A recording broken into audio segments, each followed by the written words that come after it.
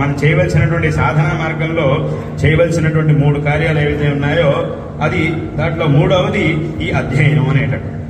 ఇటువంటి అధ్యయనాన్ని మళ్ళీ మనం చేసినప్పుడు ఏమవుతుంది అంటే దానివల్ల మన బుద్ధికి ఒక విశేషమైనటువంటి జ్ఞానం లభిస్తుంది. ఆ జ్ఞానం ద్వారా మన బుద్ధి అనేది దృఢంగా తయారవుతుంది. అప్పుడు ఎటు కూడా వెళ్లకుండా ఈ ఇంద్రియాలని వీటన్నిటిని కూడా నిగ్రహిస్తుంది. లేకపోతే ఏమవుతుందంటే ఇంద్రియాలని కనుక నిగ్రహించకపోతే ఏమవుతుంది అంటే ఎలాగైతే అక్కడ గుర్రాలు పరిగెత్తిన వైపు వీడు వెళ్లాల్సి వస్తుందో అదేవిధంగా ఈ ఇంద్రియాలు ఎటైతే పరిగెడతాయో అటువైపుకి వీడు కూడా వెళ్లాల్సి వస్తుంది. అంటే ఉదాహరణకి ఏమిటి, ఇంద్రియాలు నిగ్రహంలో కనుక లేకపోతే ఏమవుతుందనంటే అటు వీడు పరిగెత్తడం అంటే దాని అర్థం ఏమిటి? ఇప్పుడు ఒకడున్నాడు, వాడి బుద్ధి అంత నిపుణంగా లేదు, వాడి మనస్సు నిగ్రహంలో లేదు. కానీ ఎక్కడో వాడికి ఒక ఆశ వచ్చింది, ఏదో వేదాంతం చదువుకోవాలి, ఏదో కాసేపు వేదాంతమే అనాల్సిన అవసరం లేదు, ఏదో ఒకటి చదువుకోవడానికి కూర్చున్నాడు. బాగా చదువుకోవాలి, వేళ పరీక్షలు వచ్చేస్తున్నాయి, బాగా చక్కగా చదువుకోవాలి అని పుస్తకం పట్టుకొని కూర్చున్నాడు, చదవడం మొదలెట్టాడు.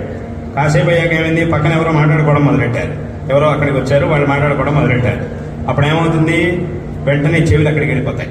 ఈ చెవి అనేది అక్కడికి వెళ్ళిపోతుంది, వీడికి తెలియకుండానే అక్కడికి వెళ్ళిపోతుంది. వాళ్ళు ఏం మాట్లాడుకుంటున్నారు, ఎవరు వచ్చారు ఇక్కడ, ఎవరు ఏం మాట్లాడుకుంటున్నారు, వాళ్ళు మాట్లాడుకునేది దానికి నాకు సంబంధం లేదు, నాకు అవసరం లేదు అని నిర్ణయించగలిగే నైపుణ్యం వీడి బుద్ధికి రాలేదు. అదే వీడు బాగా చక్కగా తయారైన తర్వాత వాళ్ళే మాట్లాడుకుంటే నాకేం సంబంధం, నా పని నాకు ముఖ్యమని ఆ నైపుణ్యం వచ్చాకైతే అది ఇది ఉండదు. కానీ అప్పటి వరకు ఏమవుతుంది, ఆ నైపుణ్యం కనుక లేకపోతే ఎవరు వచ్చారు, ఏం మాట్లాడుకుంటున్నారు, ఏ విషయాలు మాట్లాడుకుంటున్నారు, దాని గురించే వాడు 10 నిమిషాలు మాట్లాడారు అని అంటే వీడు 10 నిమిషాలు చేతిలో పుస్తకం పట్టుకునే ఉంటాడు. కానీ చెవులు మాత్రం అక్కడ ఉంటాయి, ఆ చెవుల వెనకాల మనసు కూడా వెళ్ళిపోతుంది, మనస్సు అటే వెళ్ళిపోతుంది, బుద్ధి అటువైపు తిరుగుతుంది. ఎందుకంటే గుర్రాలు పెరిగితాయంటే దాని వెనకాల ఈ తాళ్ళు కూడా వెళ్ళిపోతాయి, ఆ వెనకాల వీడు ఈ రథం కూడా అక్కడికి అటువైపుకి వెళ్ళిపోతుంది.